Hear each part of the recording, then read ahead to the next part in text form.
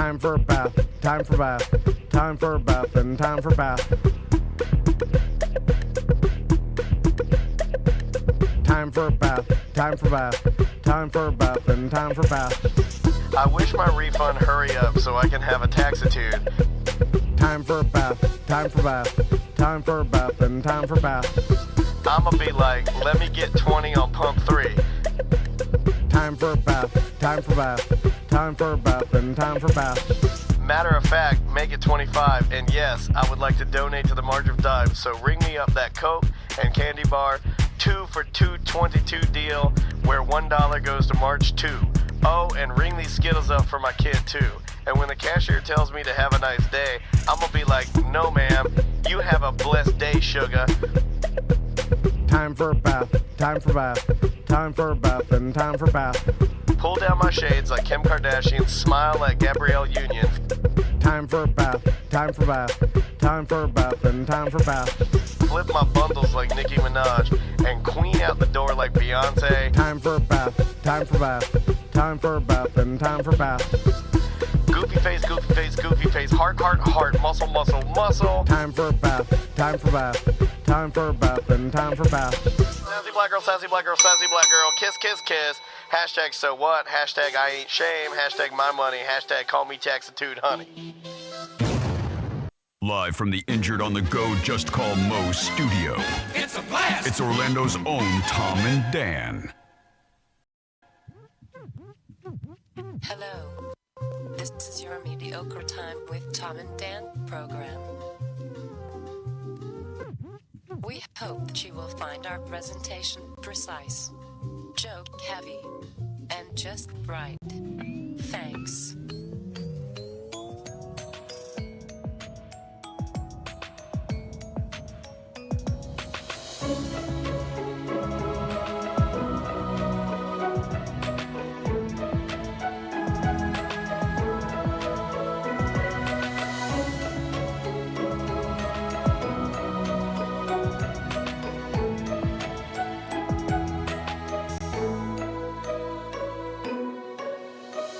Welcome to the Friday free show of A Mediocre Time.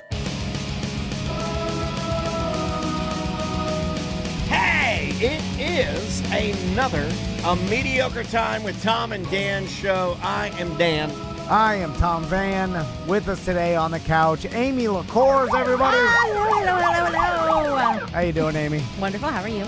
Good. You got a really big blast because I feel like we haven't seen you in a hot minute. It's been a while. Last time we saw you, you were reacclimating to coming off of your crazy pills. Oh, yeah. You have a good memory. Yeah, how'd you remember that? Because I'm on crazy pills. Hey! And I just feel so much better when it's 2 against 1. You're on them? Yeah. I'm No. so Actually, they're jealous. changing mine. They're changing? I'm going through a change. Yeah. So before we start off, let me tell you about the Just Call Mo Christmas party going on this Sunday. Yes. The chat room's already talking about this. Keyed Up BDM in there said he might think about swinging by. I'm thinking about swinging by. So if you want to swing by, make sure to RSVP at justcallmo.com/party. But it's our holiday party. It's free. It's at the Enzion. I was just telling my wife about that. They're showing a free screening of Elf, the movie Elf. Yeah. They're bringing down a Santa. You can get pictures with Santa. Yes, sir. You could screen Elf. They've got a meet and greet with Shades from the Solar Bears. Yeah. He's going to be out there. So, and it all is from 9 to 1. So it's before football too.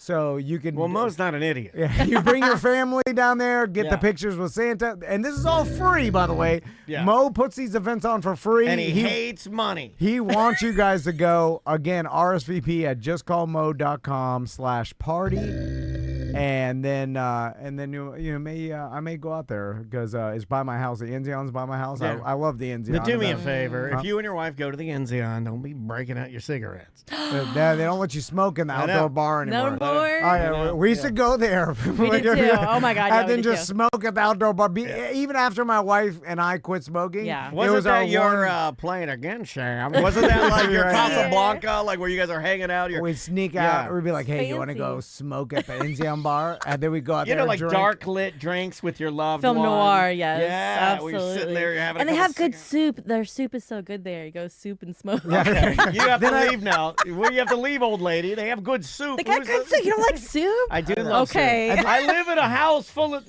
Do you know? You don't know the story, but my wife and daughter have on Instagram for years. We would do a thing called #SoupFace. My wife is obsessed with soup, mainly her. because she likes because soup is a value and she's cheap. I stare at the manatee riding a stand-up jet ski painting that they have. Oh, yeah. He knows. Beautiful. Anyway, he's been there. It's so gorgeous. So, Aimee, the Yes. last time we had any interaction with you is when you were opening for George Wallace. Yes. And we talked to him, we interviewed him, and I'm astounded by his energy, and he's just fucking killing it. He's just making us laugh, and like, goddamn, this guy is amazing at his age and his career that he's still able to be at that level. And It's I wanted the to ask you, quickness. It's 73 years old, and he did 3 shows. He killed every time. He went over 2 hours for each set, and he talked to all the comedians afterwards, and he took pictures with every single person in the crowd that asked. He was just like down, and he did it all himself. He didn't have people. yeah, no. When I called him, no he's like, people. hey. Right. When he called us, it He's was like, a hey scenario. old school. Yeah. Yeah, he texted, he called, Yeah, he said and he was like, picture- "Hey Tom, does this sound okay to you?" And Tom's like, "Yeah, this sounds great. Who is this?" You He's know, a legend, like that. He's been on Def Comedy Jam. He's got his own show. He's on Amazon. He does everything himself. And I'm 43. I was exhausted. I could barely. That's just genetics, I was right? so tired. That's I just don't know. he's Yeah. not training for the. I mean, I guess his lifestyle is training for it, but He had a light inside of him. He was just like not even real. Like it was an icon. And then he like would text me throughout the week later after he left. He went to Africa and he'd text me stuff from Africa. Nothing weird, but he's just like a nice guy that likes to like live life. It's incredible, inspiring. Yeah, there's a natural positivity with him. Question for you as a comedian in the space and have seen it. And I've interviewed him. I've interviewed George 3 different times, twice on the Monsters, and then once the one we got here. Arguably, the one we got here is my favorite because it's ours, obviously, and it's the newest, right? But should he, even though he's legend, do people still know of him? Oh my gosh, yeah. I mean, everybody that was there, he sold out 2 of the 3 nights. Okay. He would have sold out the other one, but there was so much other stuff going on. Like Ali Siddiqui there was a bunch of, and Ali Siddiqui was Puffy, here. not Puff Yeah. Daddy. The Puff Daddy was. Yeah, Puff Daddy was here. he's in jail drinking. He was drinking alcohol. I saw. How does that work? And it was like, I meant to say Fluffy. Fluffy was at he's the a rice guy. He looks like Uncle Ben. Yo, Uncle Ben. His white hair. gosh. He's No. like, he's got a Boondocks vibe going on. But Fluffy was at the Kia Center, so it was like a cray comedy night as it was, and so everybody that was Oh, there. shh. Plane going down. What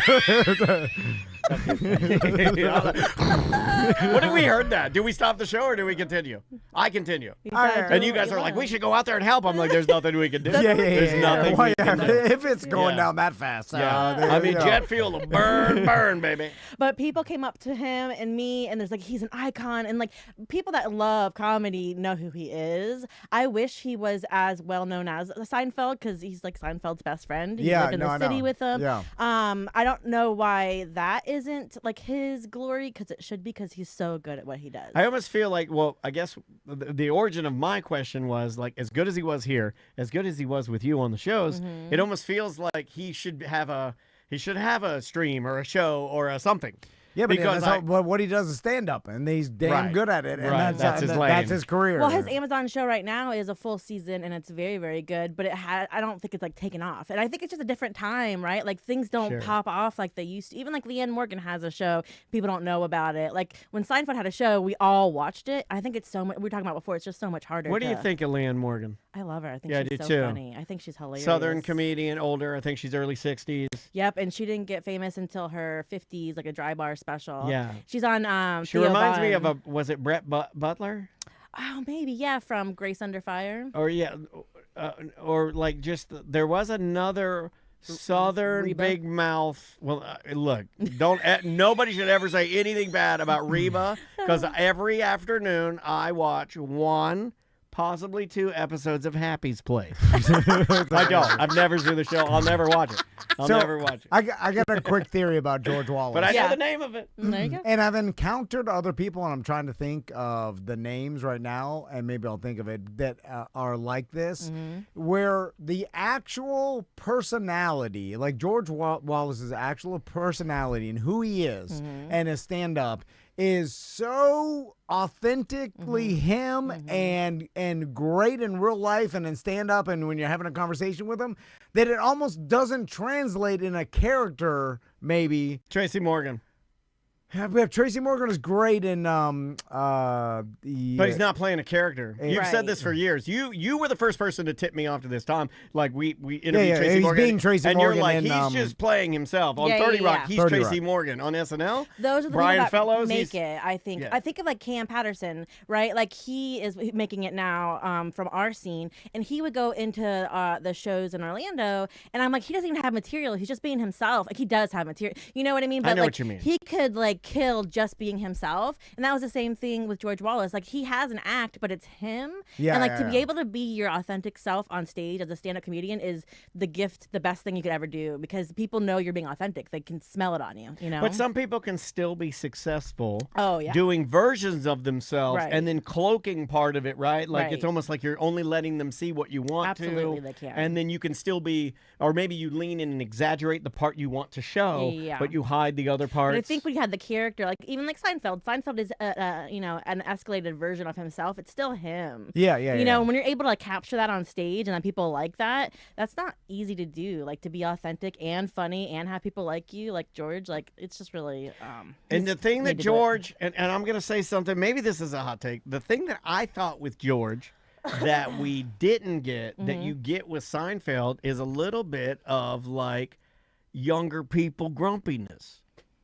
Seinfeld in the last couple years has been like cancel culture. You can't even say this. You can't say. Yeah. Well, I can't. And George never. George doesn't like George that. doesn't roll like that. George is is like, I'll just say whatever I want, and I'm not going to complain. But like he's still so hip with the kids. Like his show is about having a trans kid, and like he talks about not liking certain politics, and he's just really authentic and honest and silly, and he is an old man about it. And he had a bunch of young people in the audience, and he made fun of them, and he made fun of the old people. He made fun of the women. He made fun of everybody, and he did like, you know, like your mama jokes. Like he just like it was a masterclass. It was he's an icon. Oh man, I'm so glad. I'm really glad as our friend that you got a chance to do that. was amazing. I mean, Now- bucket list type thing for you. Absolutely. Now, you Absolutely. mentioned something about food that I'm not going to say because it's going to sound bad coming from me, but I'll say it. you said the improv ran out of a certain type of food. Listen, there was 3 shows. They were sold out. It was packed. We were running late because all of his sets went over. They seated the last show at like 10 p.m. It was really late, and they did run out of all the fried chicken. Okay. And I had to go back, and I'd be like, hey, George, we ran out of fried chicken, and he's like, are you kidding me? Oh my God, that's like saying the submarine's out of gas.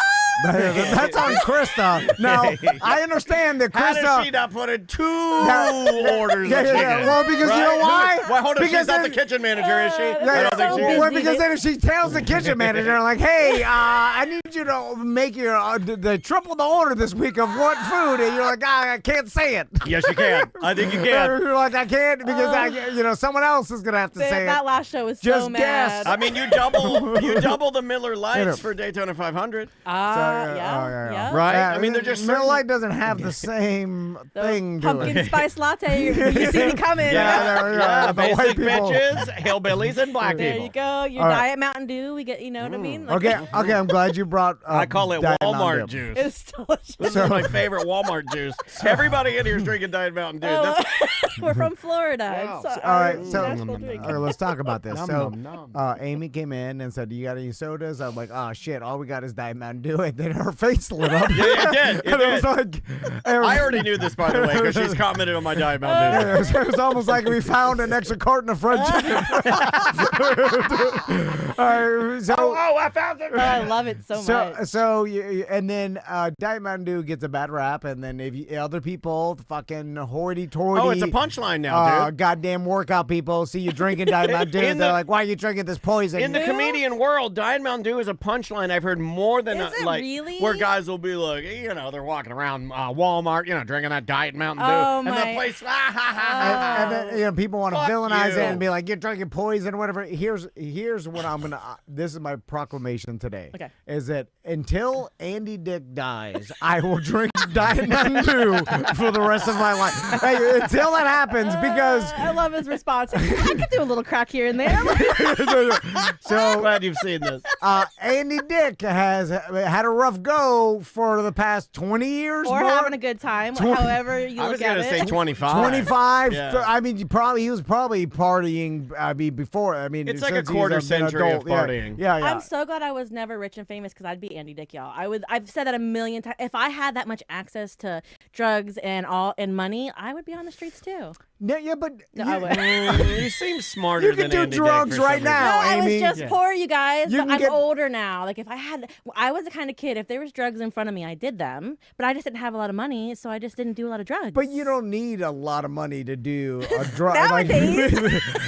Have you seen? Now you have the internet. It wasn't as easy back in my day just Yeah. to go get crack off the street. I mean, it kind of was. It was Orlando. You It's know fine. where to go. Yeah. I go by any stadium. I'm just saying. Anyway, so the Andy Mountain Dick. Dew. Oh, Andy Dick. So he's been an addict and had a rough go at it for a long time. And Isn't that what he does now, though? That's kind of what I was talking to you about this morning. It's like Andy Dick now. Like when I think of him, like he is an addict. And I think I've categorized him as that now. Yeah, no, 100%. And he never got any help. He And never he just went to treatment or anything. And I don't think no. he will. Well, no, he's gone in and out of treatment for 25 years. Yeah, but it's and never going the to same stick. thing. It's not going to stick. And recently he was on TMZ. Someone took a video of him or pictures of him slumped over on the Yeah, streets. yeah, and it's yeah. like, I don't know if he's homeless 100% or if he's just I have no idea. I don't believe he's 100% homeless. I just think he prefers to do his drugs with the homeless. And he's an alcoholic, and then he said he drinks a bottle of vodka a day, Yeah. and then actually the Which tooting of goes crack. great with Diet Mountain Dew. Yeah. That was my favorite drink. I loved it. Mountain Dew was created as an alcohol mixer. Because you don't taste it. Like I would get a handle bottle of Yeah. alcohol, of vodka, and you couldn't taste the vodka, and you'd have fun. It's so fun. It's Now, the best.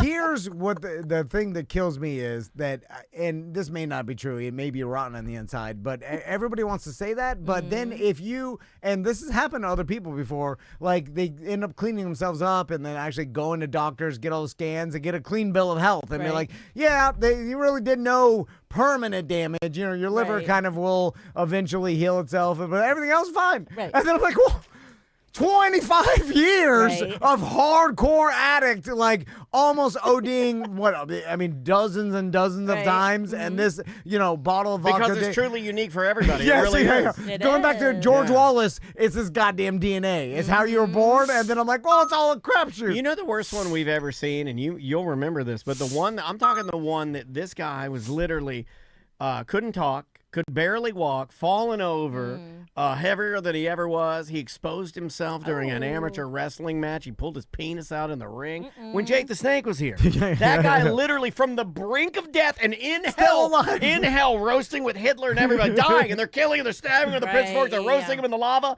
and then somebody put a hand down and he came out, and then he started like exercising. He got off the drugs, he got off the alcohol. Now he does yoga. Now he's better than he's ever been. And the doctors are like, yeah, he'll go another 20 years, 23 years. I'm like, what? Yeah. It's pretty He was amazing. dead. Well, that's my key to think. Like, I am 43, and people are like, "Oh, you look good for your age." You 'Cause do. I treated my body terribly for a good 25 years, and then you start turning it around. That's the key to life. But you can turn I it stopped around. smoking. I stopped drinking. Yeah. For now. I don't I'm want to just turn putting it- anything around, though. It's almost the end of the year. I'm putting it out there, like Andy Dick, Jake the Snake, Tony. You can turn it around, and be fine. Like don't it's not too know. late. But with Andy Dick, maybe he doesn't want to. Maybe it's kind of like a death wish. Maybe he wants to die. Maybe you need a 3-syllable name. Andy Dick. Yeah. Jake the Snake. But I maybe mean, you that's need the thing that. with substance use, though, too. Like, think about it. Like, I always say this. Like, I love cake. and I could not have cake for 20 years, but I'm still gonna want to have that cake. It's always gonna be there, even when you get clean. It's really hard. Oh yeah, no, and like Steve-O talks about, any addict that cleaned himself up is like, you're always an addict. Always. And then it's Steve like, is a fucking nerd now. I'll say it. I don't fucking like that guy. Oh, I like him. I met him. He's Because he nice. got clean. No, you don't like. No, now he's no fun. There's a guy. But he still tattoo a dick on his face and like he'll do shit like that. He gets like really he picks and chooses what he thinks is funny. He'll tattoo a dick on his face, but there's a rapper in the comedy world called Crackamico that makes fun of all the podcasters like Bert Kreischer and all this kind of stuff. And then old what's his name? Steve-O. Steve-O was like, I find him to be very disrespectful. Oh, fuck you! Fuck you! Yeah, he gets becoming an old white guy. That's what happens. Watch out for that. I think just by what he's done. He got a dick on his face. Watch Jamie. out for that. Just by dick what on his he's face. No, just by what he's done, nobody could ever be more disrespectful than he's ever been. Right. So shut the fuck up. Yeah. What are you that's doing? true. I hear that. Oh, were you gonna? You got a present? I thought you were gonna El present? Kamong me over the head Well, with no. it. Crystal brought us a new Bart Merrick Crystal Van Bart Merrick open it team up. pillow. Open it up.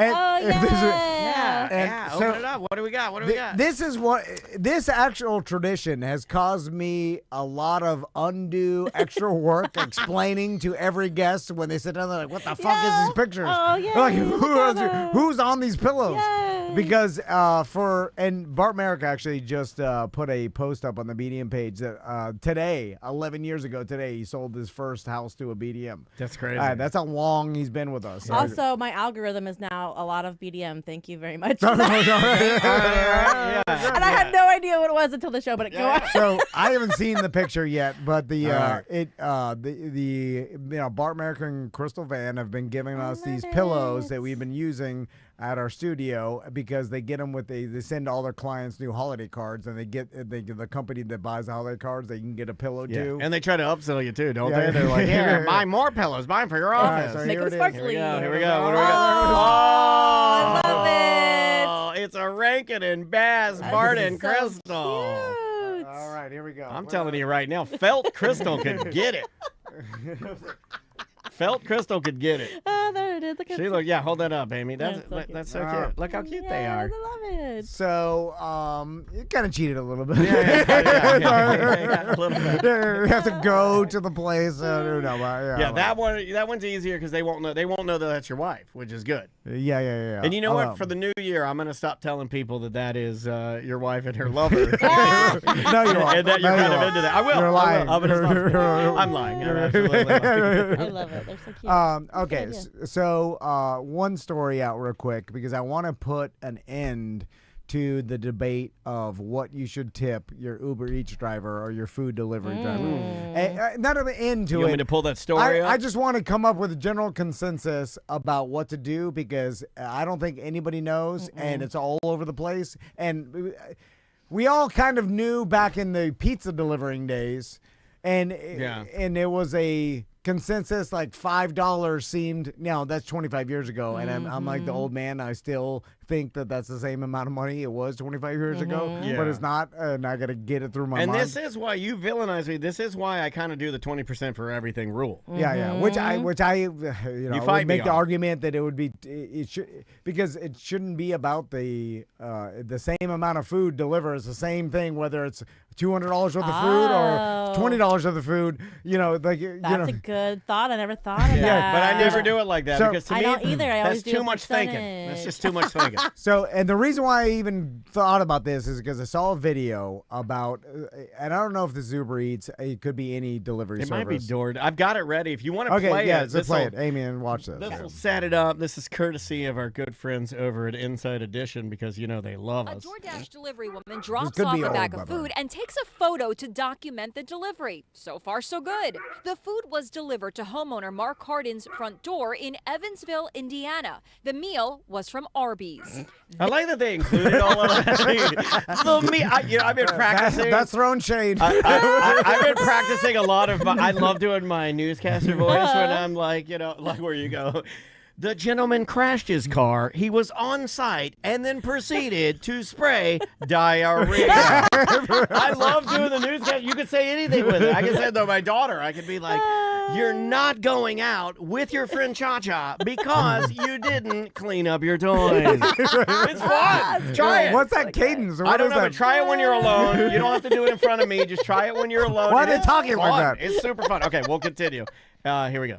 Food was delivered to homeowner Mark Hardin's front door in Evansville, Indiana. The meal was from Arby's. Oh, great. Then something happened to his wife, Mandy. She started eating and she started coughing and gasping. Next thing I know, that she's gagging enough that it's made her throw up. And she done throwed up her whole beef and cheddar. She done throwed up her whole beef and cheddar. She got horsey sauce all over the top of the dog's I head. come in here and I noticed that there was some type of spray on the bag. And that's when I went back and watched the footage from my doorbell camera and realized that the food had been tampered with. You can say that again. When Cardin watched the footage, he noticed that after the driver snapped the photo, she sprayed something that he believes is pepper spray right on the bag. Why would the delivery driver pepper spray a customer's food? Did they even know who she was? I've never met her before in our life. Just walk up to our house, spray, pepper spray. Some goddamn Gothpotamus. He goddamn pulled out these pepper sprays down my goddamn beef and cheddar. You My don't wife do that started- to my Arby's. My wife started. You know, she sprayed down all my goddamn curly fries. Now the delivery. My Jamocha shake, my goddamn Jamocha shake. My tater bots, no! I'm glad that you know the menu too. Arby's, I love You know what? Arby's. The delivery driver is a Gothapotamus. Just, I mean, and I only say that because like it's kind of a fucked up thing, obviously, to spray someone's No food good. That's with bad. a pepper spray. But I'll say And it. she gave it a little like toot spray. She's like, just. Oh, my God. She gave it like what I do with deodorant, where you go, you go. Show her spraying again. Yeah, here. And another thing about Gothapotamus is, you know, I just don't think they can be trusted. She sprayed something that he believes is pepper spray The dog right knew. on the bag. The dog knew. Why would the delivery driver Okay, watch pepper this. spray a Oh no, keep going. customer's food? Did they even know who she was? I've never met her before in our life. Just walk up to our house, spray, pepper spray on our food. Was she unhappy with the tip? Here's a receipt from the order. It shows they tipped $2 on the nearly $28 meal. That's just a 7% tip. I spoke to Sheriff Noah Okay, Robinson. all right. Oh, they better not get Grady Judd on there. Grady Judd's gonna drive down there and blow that lady's head Can't off. even commit little crimes anymore because of technology. So yeah, there's so much to this, right? First, like obviously, yes, that's why she spread the food. Like no shit, because the $2 tip. Oh my right? Like, if the gosh. tip, like it would have been confusing if like they tipped fucking 100%. You know, they tipped $25 from Arby's. But some bullshit. people still do that. You know, Yeah. some people tip good and put a couple pubes Yeah. in there just because I They like to watch the do. world burn. Why would they do that? So- People are crazy. Yeah, so two things. One is for sure the guy and the guy's wife noticed the pepper spray sprayed on top of the fucking Before like, she ate, yeah, like, and the reason You're not getting away with that lie, bald head. Right, and the reason yeah, why he said he consumed it is because he fucking talked to a lawyer and he wants to sue. You know what he wants? We got the money. Instead of we got the meats, he wants that meat money. Yeah, and you can't sue for any damages unless you actually ate the fucking dangerous shit or whatever. If you just saw it and then complained, This like guy there's less wants an damages. Arby's Corvette. Anyway, so I know your doesn't? deal. And then also for the lady, the potamus, that sprayed G-potamus. that sprayed the Arby's. Didn't you see the Ring doorbell? Right. Like everybody recognizes what the goddamn Ring This doorbell comes up looks all like. the time with you, and I figured it out. I figured this out. It comes up with you all the time. You'll ask the question in these type of scenarios, and that we've had across our show, maybe hundreds, maybe thousands of times.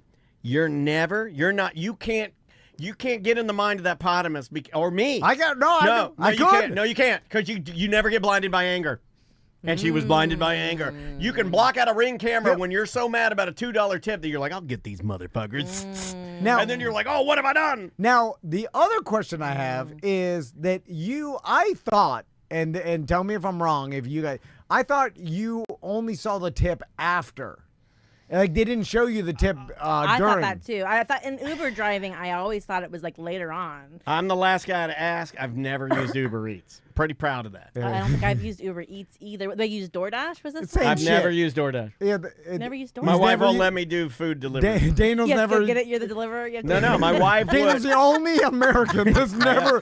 I mean, am. he went through COVID, all the shit. Never guys used never- food. Not even delivery. one time. How In come? fact, during COVID was the sweet spot. My wife was like, "There's no one on the roads. I can drive up there at 100 miles an hour." That's so smart. She's saving so much money. she's so cheap. My wife is the cheapest yeah. woman It's a mental I illness. She's the Get to cheapest woman I retire know. early. I think that's so Yeah. smart. Cheapest woman I She's know. not lazy. I'm lazy. I'll be like, yeah, it's right down the street. It's the same mental Order it. illness as Andy Dick. And they look the same too. They look very similar. Yeah. So I I wish thought my wife would smoke crack. I thought these delivery services, and we're gonna call Justin BDM, who's done all these before. Yeah, he's done it all. And ask well, he's him. delivered them all. Yep. Yeah, Oh, So great. because I didn't think you were able to see the tip Right. until after to prevent this kind of shit from Sure. happening. Oh, Mount Dora DD. We got another one in there that's never used DoorDash or Wow. Uber Okay. Eats. We're very rare though. The folks that Yeah. don't use it. You and Mount Dora Didi.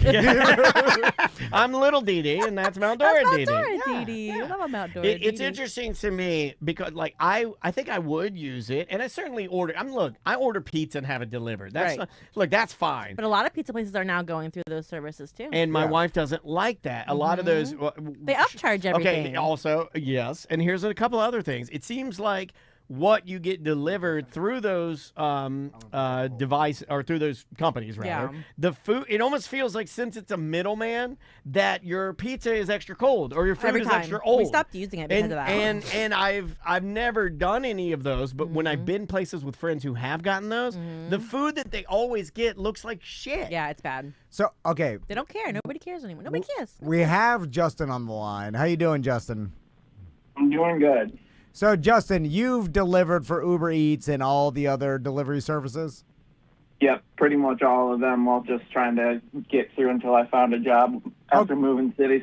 All right. So first question: do they show you the tip with the order when you get it? Like you already know the tip while you're driving to the house. So I will answer your question, but first I do want to say that those people do not represent Indiana. Oh, this happened. Okay, that's fair. I forgot Justin was from Indiana. Okay, Justin, that's fair. If you're Yeah, a what little a weird coincidence. if you're a little Yeah. pissed and you want to defend your people, I get it. Yeah. No. Evansville is not Indiana. Evansville is Kentucky. Oh. So those are Kentucky people. Okay. It's Evansville, Indiana, but we don't claim it. Okay, that's fair. I mean, we'll get it. Yeah, whatever you got to get off your chest. Indiana, You know, it's Kentucky. like all the Florida same. and Castleberry. How dare you, motherfucker. Yeah. So what of the tip? Tell us about the tip. So each platform is different. So I did this like 4 years ago, so things might have changed a little bit. But like DoorDash, they would give you your base plus up to $4 preview in tip, and it could be more than $4. So you kind of like decide if the distance and at least $4 was enough to go get the order. Okay, so they show you the tip, or at least up to $4 before you even click on. That's to what I showed my accept wife. it. I was like, I'll show you 2 inches. So there could be more, or maybe not. So- Take the gamble. So And it can Justin, change at any time. so this lady, if she was using one of those services, she would see that it's a $2 tip and opt into taking it or leaving it. Oh yeah, at $2, every platform you would know that you got a $2 tip because most of them were like $4 or $5 max tip to try and persuade you to take the order. So yeah, if it was $2 and it was like 8 miles, I'd be like, fuck that, no thank you, and I would decline it because I lived at I wasn't taking anything less than $2 a mile. Okay, so she could have opted into knowing it's a $2 tip before she even decided to take it. Yeah, I don't think any platform would not let you know that you had a $2 Well, tip. can people change the tip after the fact? On some, yes. So now, Justin, let's talk. I have a theory about a proposed like universal Here's what Yeah. you should do. People want universal health care, but President Tom's going to give you universal tipping for Uber Eats. Now, I don't mean, listen, Daniel wants to do 20% on every order. No, I don't. He doesn't I'm even not use saying it. I want to do that. I'm not saying I want to do that, but it would. will activate the economy. It puts money in these people's pockets. Maybe they're a little less disenfranchised and angry, right? Because they're getting a fair wage. The problem is you cheapos trying to cheap out these people. If they got a tip that was good every once in a while, maybe they wouldn't put their cock in your eggs. Companies that don't pay their employees that make us pay their employees when they should be paying. Yeah, DoorDash is an awful company. Terrible company. Well, there's a lot of awful. Aren't all companies awful? Pretty much, yeah. Well, you're choosing to work there. Anyway. C&D Medical for sure. Oh, it's the worst. So let me, I got a proposal, and tell me if you think this is fair, Justin. Now, you've been out of the game for a I'm while. glad I'm the authority. This is cool. Hey, man. No, and tell me if everybody agrees with this. So my new system will be from $0 up to $50 in Uber Eats. I will tip a $5 to the driver, right? And then You're already wrong. Oh, hold on, let me finish. Hold on, let him get it out first. My God. And then after, because you already got a couple people that are on your side. They're like kind of liking you trying to standardize this. And then after $50, I will do 10% of the order after, no matter how much after that, right? So if it's $150 of order, I'll do $15 tip. I did 10% after $50. But the thing is, it's hard for, I think, most people, if they're Uber Eats, Taco Bell, like well, shouldn't you be ashamed of yourself if you're doing that? I feel like if you're Uber, I just did that on Tuesday. but if you're doing Uber, and maybe where my wife is rubbed off on me. If you're ordering something that's like that is like you're ordering, it's like literally like you're ordering shit. Yeah, but wow, a lot of people are drunk. I love Taco Bell and Mountain Dew. I do too.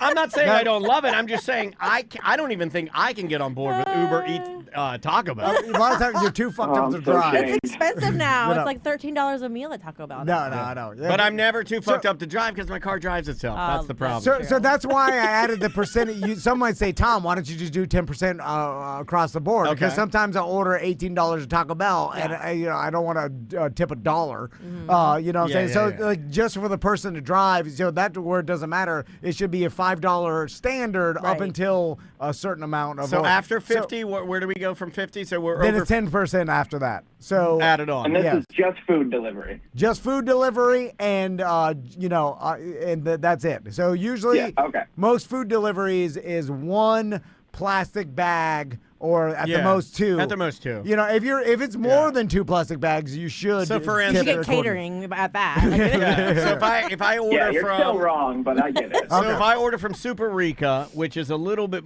more higher end than let's say Chewy's, or something, I think it's like pricey wise. Let's say I spend $85, expect $8.50 tip. Yes. I'm not actually anti that. Just to get a standard. That's okay. Because $2 is too little. These people, you get $2 RB tip, like you get a mace. A mace shirt. So you actually think that Potamus was right in this one? Yes, I do. Oh my God! If this was like you be the, all the stupid radio shows they do, you be the judge. My God, I never saw that coming. I didn't think you too were little. Too little. Anyway, so Justin, what was like a good tip, or not even a good tip? What's the standard that you were willing to say, like, okay, this is fine, not too much, not too little, because you would agree like 20% on every order is too much. And what's wrong with Tom's? Don't even Tom's? think about the price of the food. That's your first mistake. Price of the food does not matter. These people are just picking up and dropping off, right? Okay. It's all about distance. That's how they make their money, because you're basically paying them gas money and time money. So I go $5 minimum, no matter how close it is to my house. I have a Jersey Mike's that I could throw a rock to, but if I'm too intoxicated, I'm door dashing that shit. Okay. And they get $5. Never less than $5. For 2 reasons. One, your tip is actually kind of not really a tip. It's a bid to get someone to pick up your food. Okay. So don't even, it is a tip and it's put as a tip, but really you're bidding for someone to take your order. Oh. And they'll do it faster, and you'll get more bids. Oh, absolutely. The more tip. If I saw $4 on DoorDash and that might be $8, oh, I'm taking that gamble. It's like fishing, basically. Well, at the very least, you're getting 5. So now, okay, Justin, I like your logic with the distance. So now tell me the equation per the distance that the restaurant is away from me. Yeah, so $5 minimum, and then $2. It used to be $2. I'd probably go closer to like $3 a mile, depending on how far they're going. Okay, so from the restaurant. Every mile above above 3 basically. So if it's 3 miles away, do I add that? So that's $9, then I add it to 5. So now at $14. No. Okay. No. Okay, so Then for it's instance, just- Mellow you're Mushroom going Winter to Park. Mellow Mushroom Winter Park is 7 miles away from here. Exactly. Okay. Because I used to ride my motorcycle up there to drink craft beer. Okay. So if I ordered a that's Mellow $20. Mushroom pizza and it's coming over here, $21 it's tip. $21 tip. Well, now we're getting into my territory. Right. You actually might end up saving some money on my program if you do the 20%. Yeah. I mean, I think you're a little off, Justin. I think we all kind of cringe Hey, at everybody $21. wants a fucking handout, you bum. You fucking bum.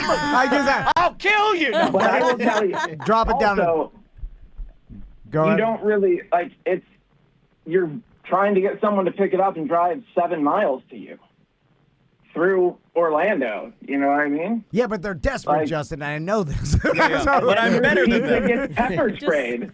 Just pay a friend. No, but I do It's do cheaper that. just to pay I a do friend. think this, and I think everybody Okay. thinks this. I have a person in traffic that's less than me, that I'm better than, that is desperate, who's driving through traffic, and I can give. This is what people think, right? Like I can give them less money than I would want because they mean less than I do in the world. I think that's how people do the math. Yeah, I think No, it is too. I do think that. I When was I a say, I'm not server. saying I do that. I say when I feel like people do this, I'm not looking at Tom. I think people think that. No. I was a server, and that's how people are. I will It's say a- longer it's a- I'll never distance, see you can him usually again. get away being closer to $2 a mile. Yeah, see, $2 that I'll accept because Yeah. 7 miles, a $14 tip on some Mellow Mushroom, which is probably going to be a $60 order. Yeah, it's And then- inexpensive. It's a premium pizza with good ingredients. And so they you're gonna pay more. upcharge on the apps too. Everything's more expensive on the apps as Well, well. Except for and McDonald's. you get paid like long distance bonuses. So if you're driving 7 miles, your base pay will be higher too. So then you're getting like $5 base pay instead of $2 base pay. Okay. So then that gets added on too because right. it's taking more time of your day. Basically. How is this sitting with you That's in your fine. plan? You know what, Justin? I'm going to take your model. I will do $2 a mile or like $5 minimum, $2 a mile.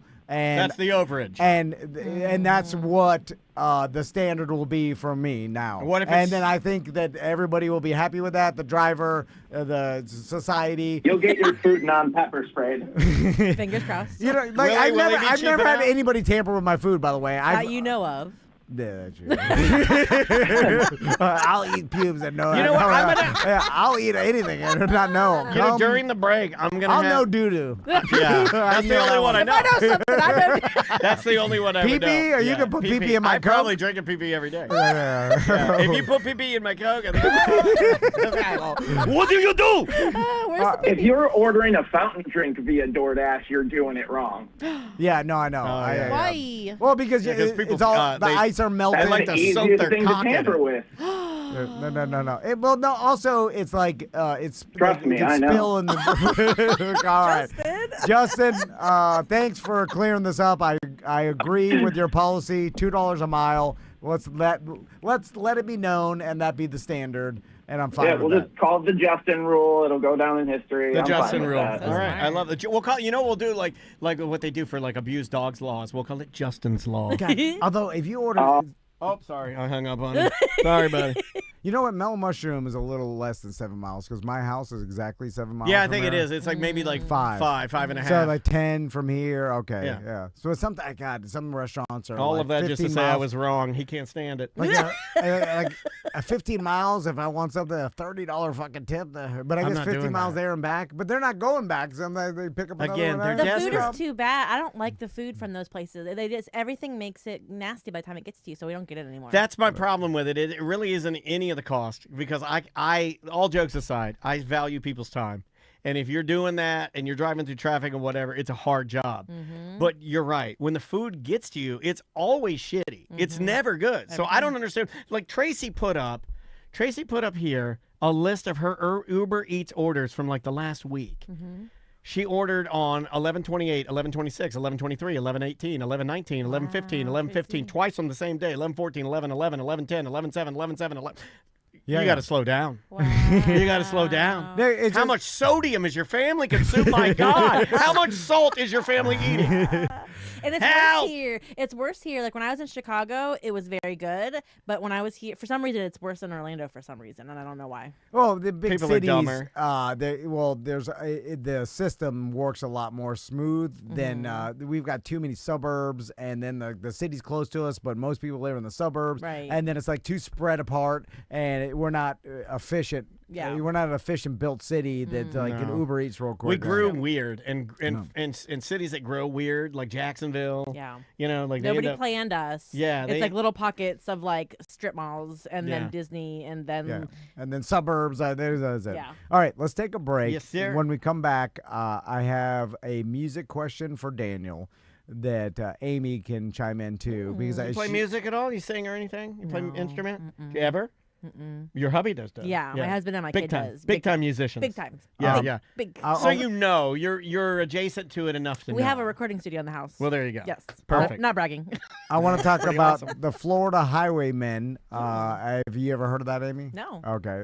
It's pretty interesting. I've never Look it heard up. of it Should I either. look it up? And then the Renegers Flea Market. Yeah, look up Florida Highwaymen Painters, and that'll give you who you're looking for. The name of the band. These guys are great. If you were looking for a band, if you were like, hey man, I really like the Strokes, and I need a band that sort of sounds like the Strokes, well, I got a band for you. The name of the band is Sunday Mourners. The name of the song is Careers in Acting. We'll be right back with more Mediocre Time. 1-844-TOMNDAN, show@tomadan.com if you want to throw in a last-minute email. We'll be right back. You know, we're going to talk about like music, and one of the reasons why I put that song there. Oh, welcome back to A Mediocre Time. I'm Dan.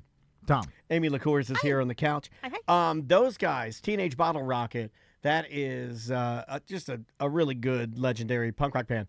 They've started doing an interesting thing, and a lot of other punk bands are doing this, where they'll get into like a really good studio, and then they'll just cut like a live stream, and then they'll just do an album from the stream.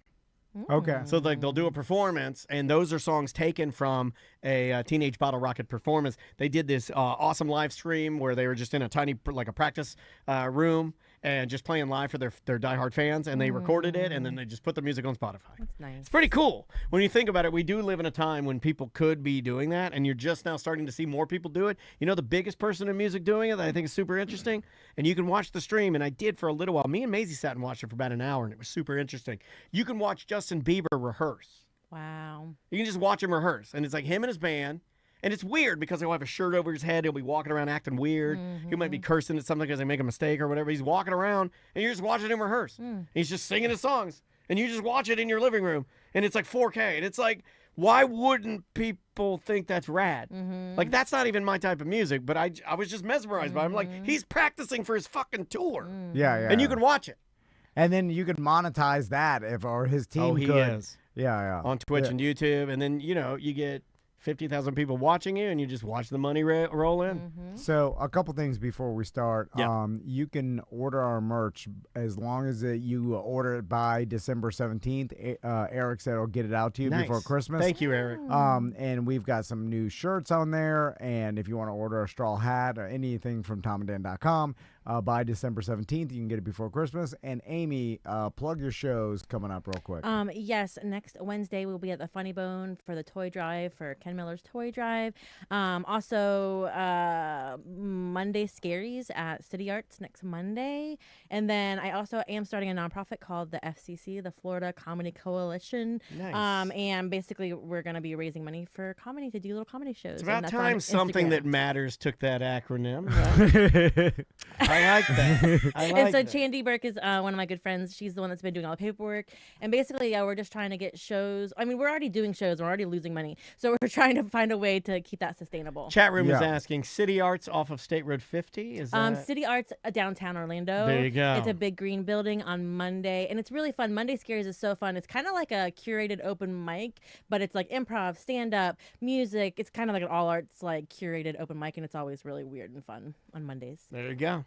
Is there any audience at an open mic that actually like will start heckling the person? Oh yeah. Oh really? In Florida, you'll get heckled anywhere in Florida. Okay. Yes. They're not aware enough to realize like, hey, this person's just trying for the first time. I've had people say they thought they were helping.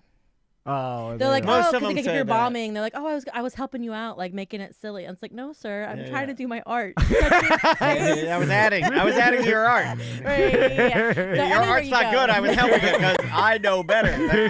I'm just sitting here. They think that they're adding to the, and especially nowadays with all the crowd work stuff on TikTok. Well, and everything. based on what you like, the intent of this person was to do good, so they should be left alone, right? It's the intent. Yeah, but I know they're intending to help, but can't you see that this is causing some sort of problem? Sometimes it can. Especially at the open mics, because there's no rules at the open mics, and like you're usually newer comic, so you don't even know the rules yourself. Gotcha. You don't know how to interact with these people. People are drunk too. People are trying to watch the game. Oh, yeah. Okay, so Tracy, I forgot about the people watching the game. Our buddies Tracy and SJ, who I just love these guys. They help our show immensely. They put links to your shows in the chat room. Thanks, so if you guys do want to go see Aimee or support like true local comedians that are trying to make a difference, now you have your nonprofit, and we'll get to that. We'll do some discussing about that and how maybe Tom and Dan and your nonprofit will be working in the future. Woo. Yeah, I want to run some money through there. Are you cool with that? Yeah, Laundry all day. I do laundry. Yeah. I figured you'd be cool with that. Yeah, you just give it back. I'll We're pay gonna do- 5%. Yeah, we're gonna do like Castleberry Ozark, and we're going to make Literally, some money. we just want little spaces. Like, it's all we want. Because that's the hardest part about theater and comedy is finding spaces. So that's the biggest thing that we're looking for is just spaces to do weird little things. All right. So Daniel told me about the Highwaymen. Yeah. And I was like, never heard of this. Well, I was confused because it came up in my algorithm, and it said Florida Highwaymen, and I'm like, oh, like Willie Nelson and what was it, Merle Haggard and Chris Christopherson. Like they were the group of 4 country singers. They called themselves the Highwaymen. And then ChatGPT is like, no. This is Florida Highwaymen. Florida Highwaymen. It's very, very specific. And in fact, this tale is so popular that somebody in our chat room who's too scared to call, and I understand it can be nerve-wracking to call your radio show now and again, but they know all about it. And they actually knew some of the members of the Florida Highwaymen or actually interacted with them when they worked at a Waffle House. So Daniel told me the Florida Highwaymen were a group of painters that would sell, or they at least got well known by selling their paintings to local Florida banks. Yeah, so like through the 60s, throughout the 90s, through the 1960s to the 1990s. All right. And I'll try to, because it's a pretty complex tale. It can be as complex as you want it to be. So if you really want to dig deep on this, and I already sent this to Brendan O'Connor, hopefully to get Scotty on it, because I'd love to do something with the History Center, maybe like a lunch and learn about this, because now I'm going to try to track down one of these paintings. But here's the short of the long. In the 60s, obviously, racial prejudice, right? We got some turmoil. Black artists are not allowed to use galleries. It's just not a thing. And they're blackballed. And white artists are. So if you're a black oil painter and you paint like Bob Ross style, because that's what they did, you don't really have access to sell your paintings. You have access to show your paintings. You don't have access to nothing because, it's just the way it is. So these guys, in order, it's like a means of survival. And there's, you said there were 30 of them, I guess. They would sell their paintings roadside, and then they figured out that they could start selling their paintings, and the honey hole were Florida bank branches. Smart. And over the course of, and this is from, the internet, over the course from 1960 through the 90s, they sold over 300,000 paintings. Wow. To different banks within Florida and different branches. And I remember one of these goddamn paintings. I don't mean to say that, but as a kid in the Barnett Bank, Barnett Bank is no longer around. I was an Aaron's kid because I was an only child. And when you're an only child, you're an Aaron's kid. because you're going to have to go with mom and dad. You can't stay at home with your brother because you ain't got none. And Yeah, they're not going to let you stay alone because you set the driveway on fire and wrote your name. So maybe that's why you don't get to do that anymore. I would go to Barnett Bank with my dad all the time. My dad's always doing bank stuff. A lot of it was because he's really bad with money. He's taking out money to buy new motorcycles, taking out money to buy El Camino, taking out money to buy a new also car. back in the day, you Camper go to money. the bank. Get money. Even when this business started, this Yeah. business right here, I used to go to the bank He'd once walk a down week there, yeah. to deposit checks. Yep. Until You one have day, like the people are like, "Why are you in here, sir? There's a different way. Like you can do this." I'm like, "What?" I'm like, "What do you mean? Like, you do this through your goddamn phone, old man." And I never went again. Well, Daniel does it, but anyway. Yeah. I was like, "It's a phone." Yeah, it's just so much easier. But My first bank account was a Barnett Bank, and they would Mine always too. take money from me when I was like 16. They would never add it up. I was like, I'm really bad at money, and when they were taking money. Oh my God! I know. No, I had Amy, no one was Amy, taking I your don't money. think that's They were real. taking my money. Maybe I had I balanced it every single time, and there'd be these weird fees, and that's why I think that's why they're not It's open. called your forgetful drug fees. Yeah, I think. Amy, I didn't do drug. I didn't like pay for drugs with checks. Amy, my paid for my with wife will push. lose her shoes everywhere. She's like, "Someone stole my shoes," and then I'm like, "You crazy old lady! No one's not a you thing. think? Hold Oh, on, you believe women? Both of you. do you think a goddamn burglar came in here and stole your old shit shoes? I think that bank. Oh, they hung took up. my money. No one took your money. I'm gonna go you just find it. you added wrong. It's probably a monthly fee. You're not know about. Was there somebody on the phone? Yeah, here we go. Hey, thanks for calling a mediocre time. Do you want to talk about the Florida Highwaymen? Yeah, hey, what's up, you guys? It's Shredbear. Hey, Hey, thanks for A little calling. nervous, but No, don't be nervous. yeah, You- no, thank you guys for having me. I appreciate you calling in because, like, look, Tom and I have found a niche in our podcasting, and I think it is that you and I both geek out over weird history, especially weird Florida history. Yeah, And yeah. when I said this to you, your eyes did light up because these are the type of stories that you and I get into because we're like, what the hell is this? So you actually owned a painting? Yeah, I actually have a Highwayman painting. It's beautiful. It's a little small, but it's I think it's a Royal Poinciana, and it's in full bloom, and it's beautiful. That's awesome. Well, you Now- got a couple $1,000s on your hand, So- my friend, because those things are super rare. So Daniel, can you show Yeah. us some Florida Highwaymen Yeah. painting images? Because when Daniel showed me this before the show, I was like, "Oh, I recognize that!" Like from my childhood, and it's we all do. If you grew up in Florida and you went to a bank, you saw these. Yep, I'm sorry, you absolutely. just did. So Shredbear, where'd you get your Florida Highwaymen those. painting? So I live on the Treasure Coast, and my family kind of been here for a while. Out of Fort Pierce, you saw I think Dan saw that in the chat. I worked in a Waffle House at one time. But that's where we got it. It's kind of a big thing here on the Treasure Coast. You're saying it's good money. They even have signs on the side of the road asking to buy them. Like we buy cheap houses. They have the same thing for the Highwaymen.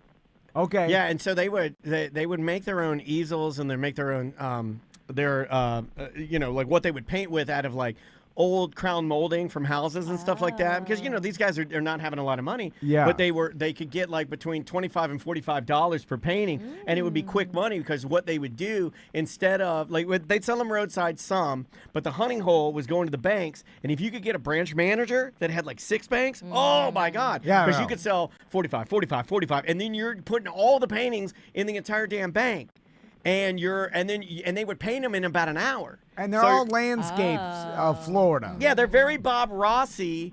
But Florida. Yeah, Bob Ross-like, I should probably say. Like sunsets, palm trees. Well, and from what I understand, that was kind of how the troupe worked. So they had the original troupe, the original guys, and they wanted to teach the rest of the community how to paint.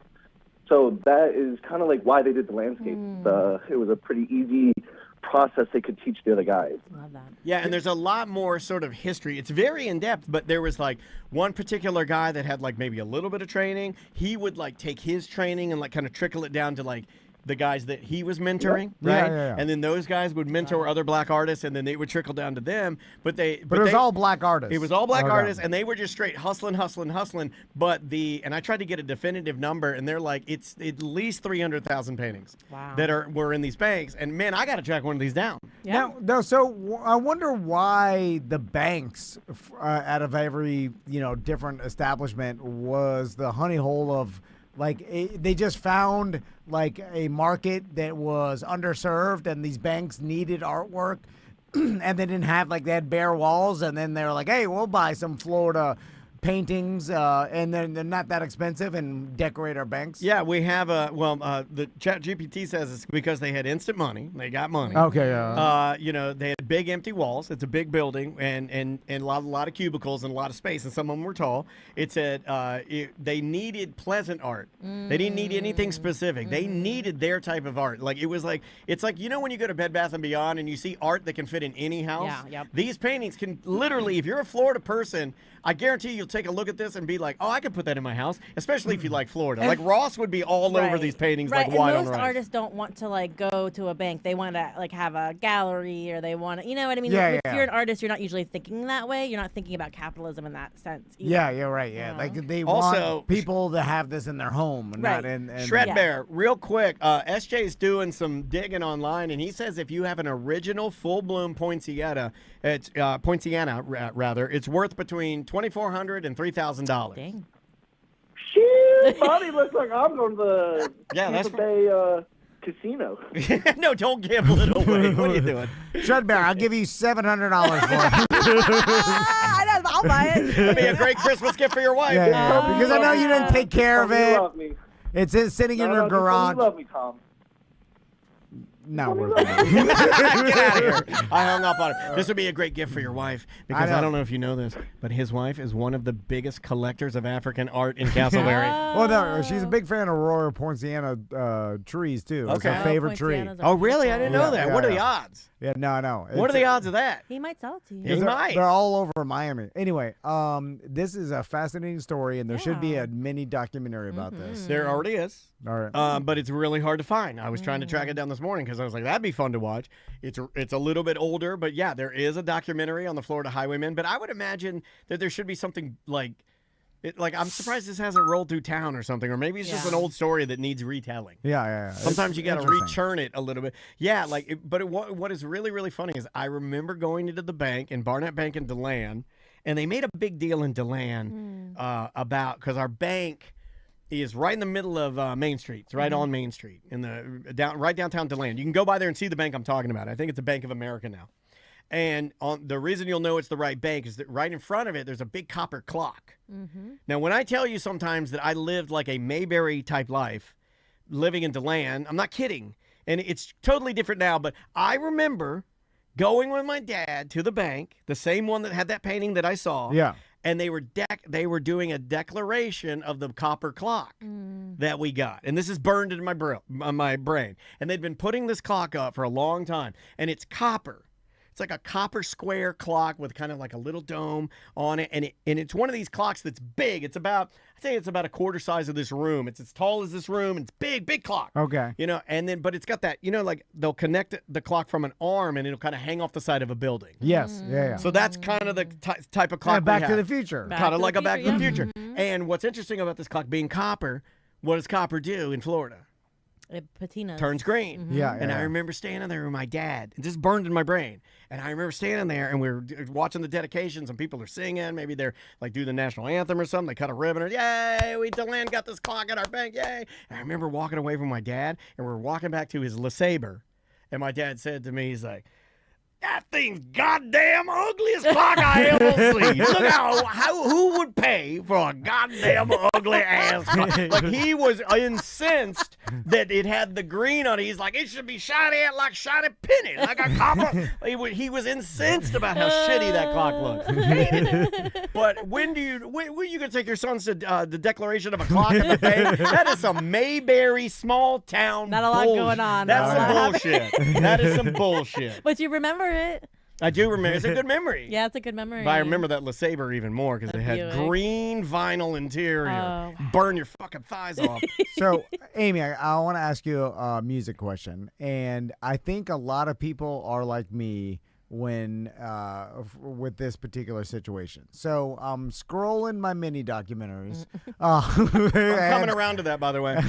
The more you say it to me, the more you're wearing me down, and I'm coming around to If you call them that, people are like, oh. Okay. TikTok, Okay, I have to put my hands up and apologize to Tom Van.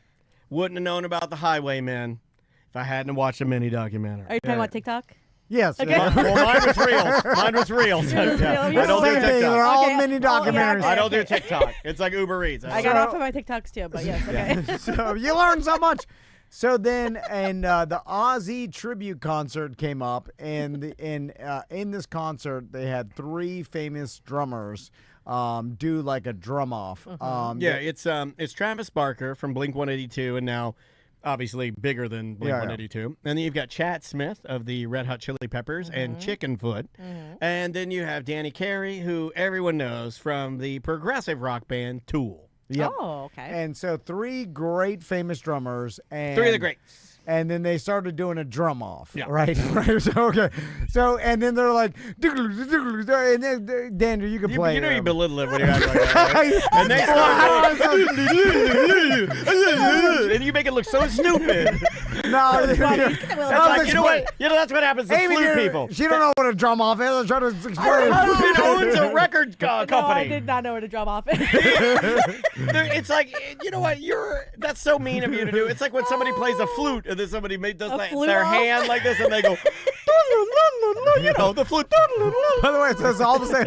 Like Do guitar. I like Do bass. it's all the same. It's just fast. This is our new bit, Tom's musical impressions. Fast playing. You know, you're doing the solo. Euphonium. Go get a euphonium. You ready? You ready for one? It's a euphonium. It's all right. What? You ready for one? Yeah. I'll give you a new one. Pop quiz. Ready? Okay. John Popper playing harmonica. Perfect. This is our new bit. That's it. This is our new bit. Although the correct answer was to make yourself big. I'm big and fat. I break toilets. So lost weight, though. they're doing He a did, drum he did. off, and play a little bit of Okay, it. here's the drum off. What's the question? Are you gonna ask me? Oh yeah. You'll And see. you can watch it up here in the corner. You can you're going to be able to hear it. But this is Okay. from it may have been the Black Sabbath, the last appearance of Black Sabbath, or maybe it was Ozzy's tribute. But here we go. Here is a little bit, and it starts with Travis Barker. There it goes.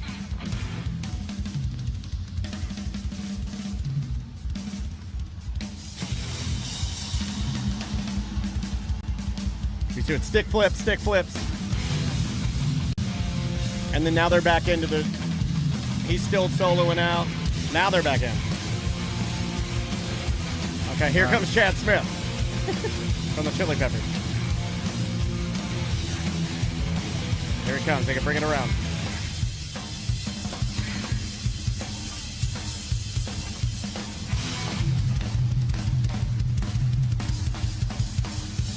Okay, you can push pause now. Okay, so Amy, this is my question, Okay. all right? Because then I'm watching this on the mini doc, and I'm like, all right, I'm doing the thing, whatever. And then it dawned on me, I was like, I have no idea which one is better. Right. And even if what they are doing is technically by musicians standpoint good. Yeah. Or, Right, and I just assume it's good because they're the super famous drummer. So I'm like, I'm sure it's super technical. They didn't get famous playing bad. But like they're doing a drum off, and I'm like, wait a minute, I could not tell you which one is better. Right. I have no idea, even close. And then that started bothering me. I was like, why can't I know which one is better? I don't even have any clue whatsoever. Right. And then the other guy plays and does the same kind of thing. Yeah, here I'll give you a little Danny Carey, because it does get a little different with Danny. Here's the end of Chad. They're going to bring it around again. Okay, now they're in. They're going to bring it back around again.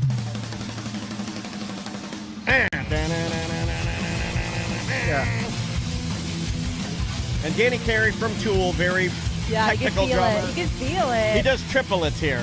Here he comes. You'll hear him.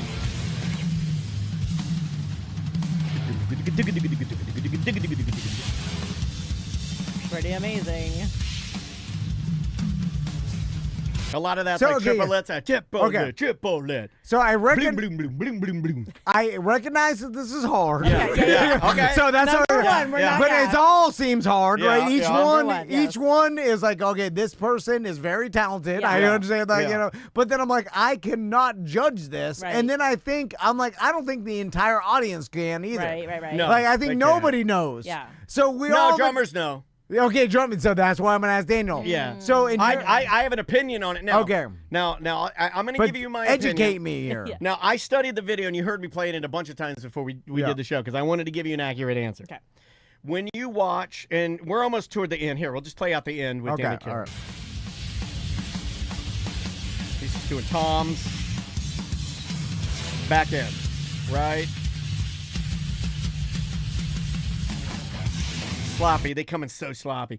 Okay, so on that particular drum off, if you want my honest opinion of who was the best. Okay, yeah. Is that what you want? Yeah. You can ask me any question. And you can recognize this. Yeah, I can. So when you're watching these three drummers, you're like, okay, I know which one is the best. Without a doubt. That's amazing to me because they're like, hey, it seems like they're all kind of doing the same thing. And if you disagree with me, email me and we'll bring this up again. But I don't think anybody can disagree with me. So why do you think one of them is better than the other? Okay, so Travis Barker, he starts out when he comes in, you can almost feel like he's starting to solo too early, and he is before they come in. He's already kind of soloing. It was a really sloppy performance by all three. But Travis comes in a little early. His stick stuff that he's doing in his singles are all very, very snappy. They're all perfect. They're exactly in time. The stick flips are cool and everything, but to me, the stick flips is very basic bitch. This is a marching band. I don't need that. Give me some time signatures, son. Switch it up. Oh, now, okay. Chad Smith, that's your number one. Chad Smith, the second guy who played, he slows it down, syncopation. He's literally pulling back from the beat. When he puts in his triplets, he literally starts using his bass drum pedal, doing doubles, and that's all you're hearing. But he's doing triplets with the rest of his toms. Then he starts doing light cymbal work, but he's still in the pocket. And being in the pocket means that you're laying so fucking tight on that beat that nothing's gonna fucking break it. And you can hear Chad is like really, really, really in the pocket. When they kind of lose it, like you're doing three drummers, it's a lot of noise. Yeah. When they finally get to Danny tries to do this triplet thing where he's going because you can 2, 3, 4.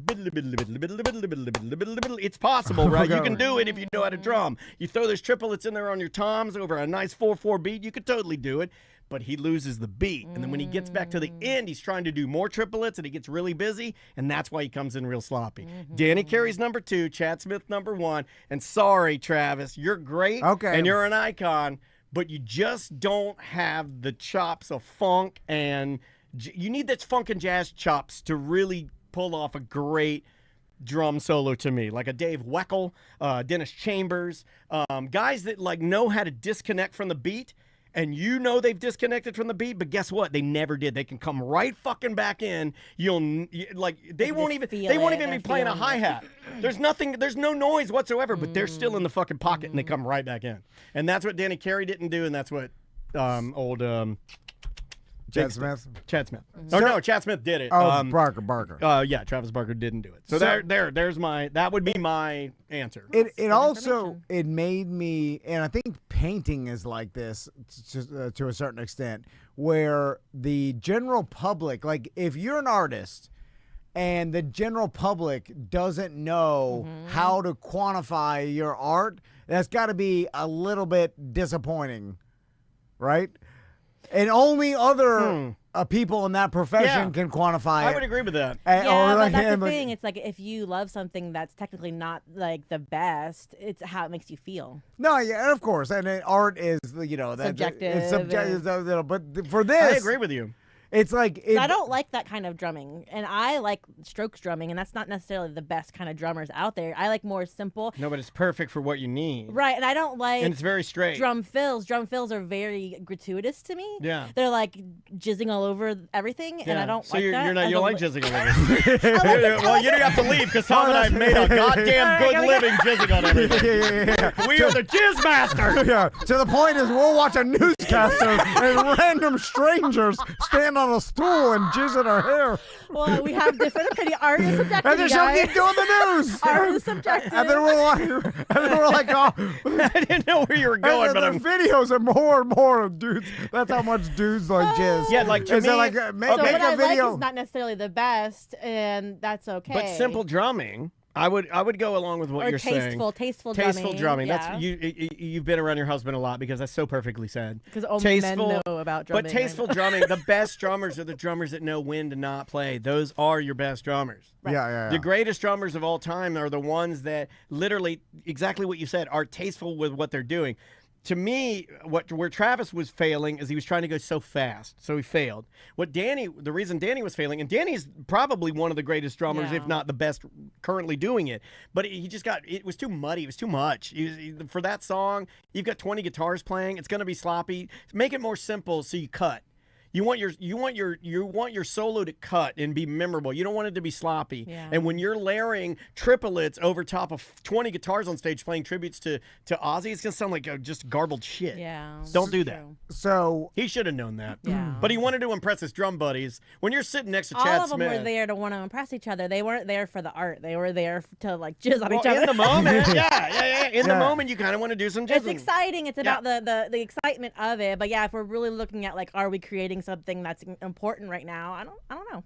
And people can debate me on that, but I think I'm right on that one. All music solos are kind of like this because the electric guitar solo, and like when I hear electric guitar solos, if you put three of the best guitarists together doing a solo off, it's similar to that too, where it's like I don't know which one is more complicated. If we are at a show and someone's doing that and people are cheering, I'm like, what's happening? Why are we? Because I don't feel it. I'm not the one that sees the solo. But it's and I'm not like, your fault. And I have a theory on this, and I was Yeah. telling you this earlier today. It's not your fault. It's not Tom's fault.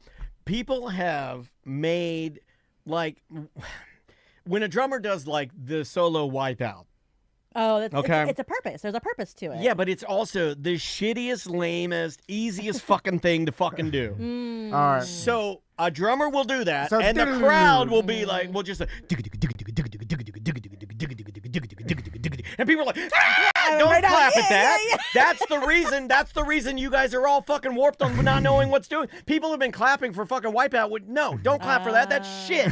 Any kid can do fucking Wipeout. I could teach Maisie how to do it. I could make Tommy, Max, and Maisie could all play Wipeout. And give me 1 hour. I'll get them playing Wipeout perfectly. I promise you. But it's it's like exciting. It makes you feel. I guess that's what it is. But don't clap for it because it'll make everybody think that what that guy's doing is hard, and it's not hard. What Danny Carey was doing was hard. We're clapping for our feelings. Fuck your feelings.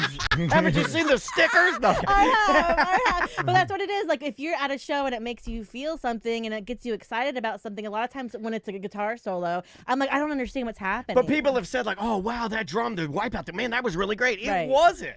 So now we've gotten to a point. It's almost like you're giving out drummers participation trophies for not being awesome. We just need to know as the general public if it's good or not. Well, no. Well, I need to know how hard it is. Okay. And that's where not hard. That's what I'm telling you. Okay. I can get Max Van to play Wipeout in 1 hour. And skateboarding, and this is like that's hard. Skateboarding is definitely hard. Harder than Wipeout. No. Well, here's the thing. There's a thing with skateboarding too that it gets so complicated that you get to a point where they're doing tricks that amongst the skateboarding community, they all know, like, oh shit, how hard it is. But that's the beauty of nuance. But to us, like, we just like, a flip is hard, and everything else, I don't even know, because like this kind of grind and is. if they're good, they make it look easy. That happens in comedy too. If a comedian doesn't look like they're trying too hard, you're like, oh, they're doing an amazing thing. It's so easy, but that's part of all of it. When you make it look easy, it's an art in itself. But at least with comedy, you have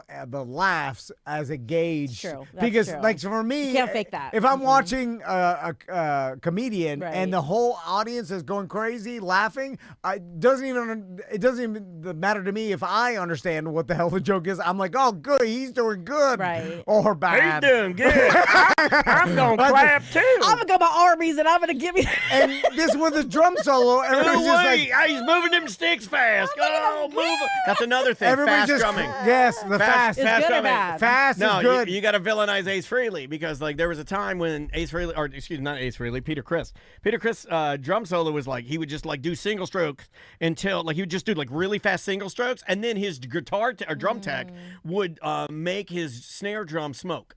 I love that. And that's entertainment. But though. that's why, good or bad, Yeah. that's why you can't tell what's good on drums.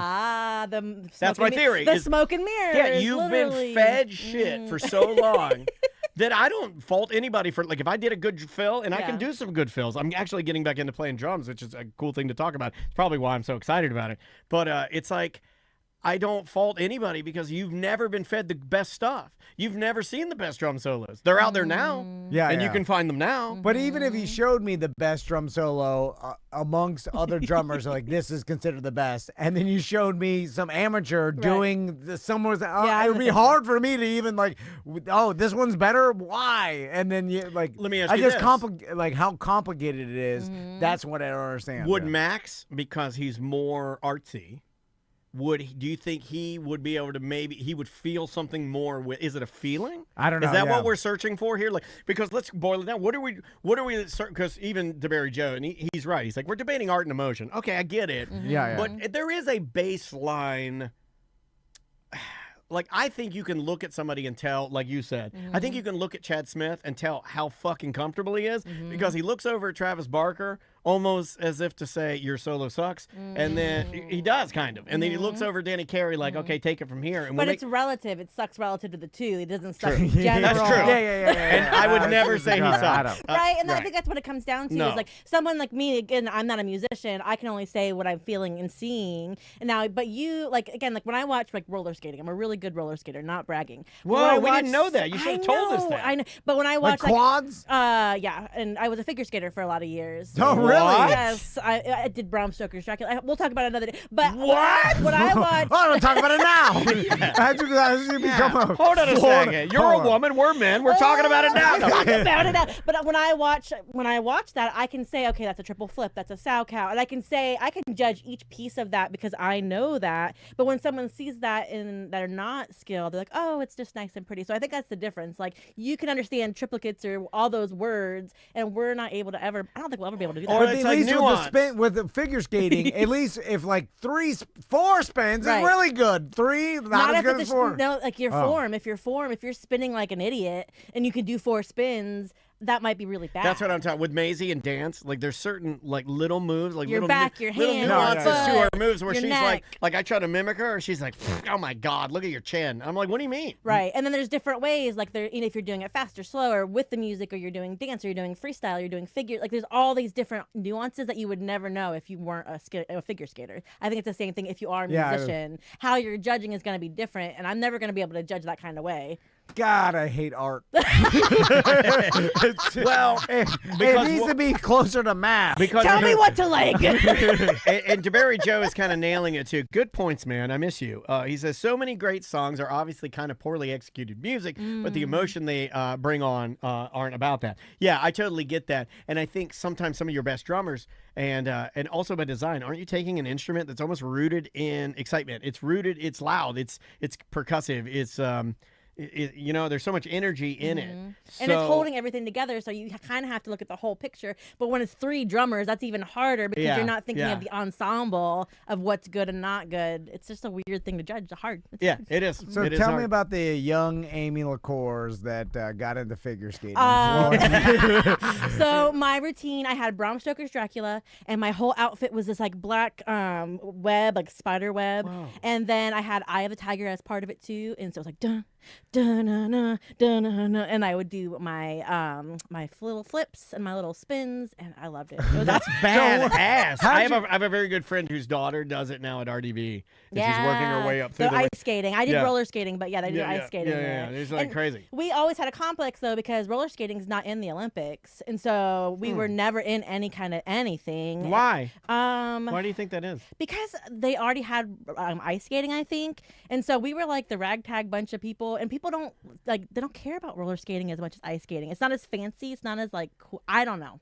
But I loved it. I did it for many, many years. I was a rink rat over on Cimarron all the time, and did figure skating, roller skating, all of it. So it would essentially be the same as the ice skating routine, but you would be on roller skates, and it would be essentially exactly the same thing. Exactly the same thing. All the same moves, pretty much. And then there's like couples skating too, and then we would do like big group ensembles. We did Jailhouse Rock one time where we all dressed up like jailbirds. It was amazing. It was so fun. It was like the best time of my life. I loved it so much. Did you ever do what is it, roller derby? I did do roller derby too. I did roller derby as an older lady, like in my 30s, and I loved it, but my little body couldn't take it. It's blew pretty my back. brutal. I blew my back out. I used to go to roller derby all the time with Andrea when we started dating. That was our It's date. so fun. I love that was like one of our too. date nights because SBK was dating a girl at the time who did roller derby. Yeah. And we would I've get been to a roller derby Yeah, match, we'd yeah. get invited constantly. My name was Lucille too. I don't know if you've ever seen Arrested Development, so it was Lucille too. And it was fun, but I was like the smallest lady, and they would like wreck me. Like they don't like hold anything back. So I'd be the jammer where you're trying to get the points, and then they would just hit me. It was really painful. It was very fun, but it was very painful. But there's like a wrestling element to it. That's what I'm saying. Like they check. It's just like that's the whole goal. Is like I was the jammer, so I'm getting the points, and they're coming after me, and they're hitting you against. And these girls are big. Yeah. Big girl. Like big gothopotamus. Yeah. Sorry to call that back, but yeah. But what I mean is we're bringing it all back. So that's a great derby name, actually. No, it's a meme that Tom fell in love with 20 years ago, and it's been haunting us ever since. Like there's a fat boy with pigtails and dreads, and he's got big titties and his little fat friend. It looks like you and me. That's all of us. It literally looks like you and me. You're the gothopotamus, and I'm the little gothopotamus. But what I mean of like an element of wrestling is that there's the game going on and trying to get points. No, this is not made up. It's very real. They crush you. Yeah. Okay, so there's no like exaggeration at all. Okay, No. right. It is like football on skates. Okay, so they you don't add any extra. No, you wear little tights, you look sexy, and you wear Okay. makeup and you wear glitter. And stuff. Oh wait, that's the wrong gothopotamus. Hold on, I'm too deep. I'm too deep in the potamus. Here's the right one. Yeah. That's the I potamus. love it. Now this is the meme that Tom fell in love with 25 years ago, 20 years ago. By the way, you love this meme. This 20 was years hanging ago outside the radio station. No, it was an engineering nerd that put this on his cubicle. It was back in the day, like 20 years ago. You could put images like this on your cubicle. Right. Yeah, you could put like horribly offensive things. We all did, and that's how we knew who our friends were. And you're like, this is what I think is funny. I'm gonna put this on my cubicle for everybody to enjoy. And you're like, Frank, this Look is how cute they are. Those gothopotamus. Don't you think this is an insult to some people? You can't just put this on a word. Yeah, but like this is someone's kid going like this. Oh my God. All right. I'll send you some pictures. I have lots and lots of pictures from it, from those times, and it was a blast. Could you still put on a pair of quads I'm and still then amazing. tear ass around her? Oh yeah, roller skates, inlines, all of it. You know what that is? That's that muscle memory that skates have. That like almost bikes have it too. Like that big guy on TikTok that does the rollerblades, and he used to do it as a kid, but now he's fat as hell. But he's the best, and he does flips and shit naked, or like parkour guys do it too. No, he's just got like little dukes on, but he's big and fat, and he'll do a flip, and then he'll look at the camera like chug a Monster Energy drink, and he'll be like, "That's peak male performance." Yeah. There's a whole element of guys that used to do something, then got out of shape and bald, and then they're like, "Hey, you should do it," but out of shape and bald, and then they kind of do it like 15% of what they used to do. I can't do the jumps. I did try to do the jumps when I was older in front of all my roller derby friends, and I fell and I hit my head. So I can't do the same things that I did when I was younger. I am not in shape, but I can still go, like as you said, rip ass. Okay, but hold on. But I can take you, Aimee, and then to like a local roller rink. No, we're gonna take it to Mo. Are we gonna do another Mo skate around? I wanted to go. I couldn't go. I was so sad. No, we'll pretend to be married. Okay, I got this whole thing. Like, are you gonna do the old like where you put like white man can't jump? So we're gonna do like LeBron dressed up as a grandpa. Okay. Donkey. No, we don't. Old lady. No, we'll dress older than we are. Like, I'll play along. I'll be able to beat him. I'm very fast. So then we sit down and we pretend like we're kids. I'll bring my sons and we pretend like those are our kids. And then they'll be playing, and then we're sitting there, and then some hot shot will be tearing ass around. Okay, all right. And then when he stops to get a drink, a Coke, and then I'll be like, "Hey, hot shot, how about you versus my wife? One circle, winner takes all." And then he's like, "What's the prize, motherfucker?" And then we throw down money, and then we're like, "Clear the goddamn ring." And then you go. If you win, you can sleep with my wife. If she wins, If she wins, what do you want? Not with the money, Howard. Yeah. The money. If she wins, I get to watch you sleep with my wife. And then we'll win money. We'll hustle every roller rink around Florida. All right, yeah, let's We'll do it. start with the Are you Castleberry. Wesley It's right by Snipes? my house. Are you Wesley Snipes? I'm Wesley. Okay. And you're Woody Harrelson. Rosie President. No, but she has great titties in that movie. Oh, that made me a man. Yeah. I saw that one. My on God, my that Sunday. shower scene. Yeah. I was like 10 years old when I saw that. I was like, God damn, I'm a man now. And I was 15 years old, and I jacked it to that 500 times. Yeah, my dad had rented White Men Can't Jump, and we got it from Video News, and I knew I only had about 2 hours before my dad and mom came home from church because I faked sick, and I jacked it. Yeah. And you know what? We're tougher generation because we ended up hit pause, and then it was all squirrely. And there was like, goddamn, the squirrelies are over the titties. No, I just kept rewinding the shower scene over and over. I don't even remember that. All I remember But is you know the what I words do of Q. remember? I do remember my mom and dad coming home, and I was cutting it close, getting that thing rewound. I was like, I get that thing rewound, and then you got to take your heel of your sock and rub the cum in the carpet. Facts. Now you ruined the Nobody movie. can ever say that we're not honest. This is the most honest show in Orlando. I'd use my sock to rub the cum in the carpet. Use your heel. You just go back and forth with it. And then you go back and forth with it. You don't want to rub it down into the pad. You just want to rub it back and forth to spread it out a little bit. Your dad and mom are barefoot standing there. Like, God damn it. Yeah, they're both dead. Standing at my I don't think it hurt them. Jizz one day. There's going to be jizz everywhere. And it was right in front of the VCR because I would stand in front of the TV. The VCR is like right in front of me. And you just let it fall on the carpet and use your heel to kick it up. Kick it fast. I'm never going to your house. Take a break. I don't jack off in my house now. Yeah, he does. Yeah, he does. Well, I got tile now. You're fine. We mop. He still rubs it in. I know he does. All right, let's take a break. We'll come back. We'll finish off with some voicemail. And then ease our way into next week, which is goddamn busy. For us. It's gonna be crazy. It's But, been crazy already this week. It'll be crazier. This song's for you, Aimee, because I know you like the music that's a little like if you said you like the Strokes, and I played our buddy Sunday Mourners. They sounded a little like the Strokes. Here's another like a little more loose around the edges, kind of like a little more punk rocky fun, not technical prog rock. This is Mercyland. We'll be right back.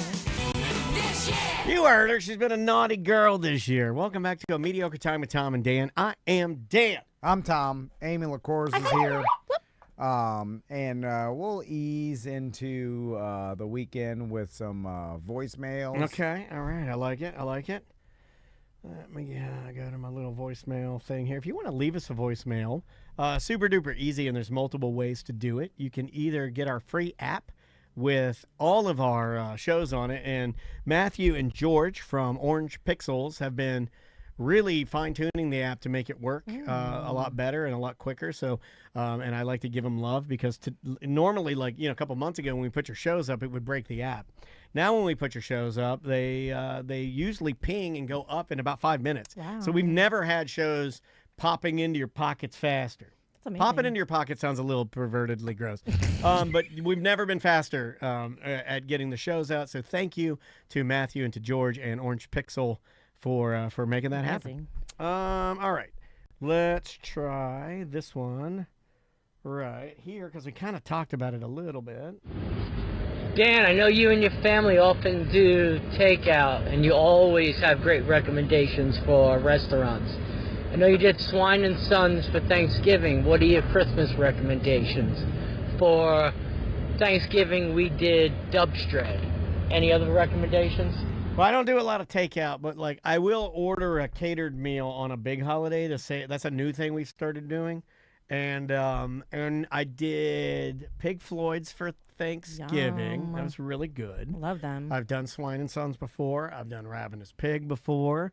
But this year I asked my daughter what she wants for Christmas, and we're gonna do a burrito bar. That's what she wants. So I'm gonna make my own something, carnitas, make some meat, make some beans. She likes making homemade refried beans too. You ever made homemade refried beans? No.